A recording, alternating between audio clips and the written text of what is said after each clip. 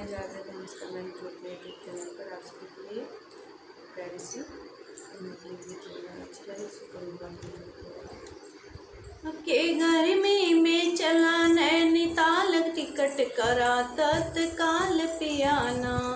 के गर्मी में चला नैनीताल टिकट करा तत्काल पियाना। आइल मई और जून हमर माथा भइल फेल, आइल मई और जून हमर माथा भइल फेल। ऐसे लागत बा वैसे लागत बा फटल जा करेज पिया चला नैनीताल पियाना।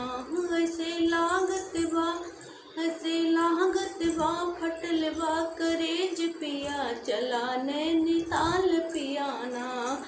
अब की गर्मी में चला नैनीताल टिकट करा तत्काल पियाना।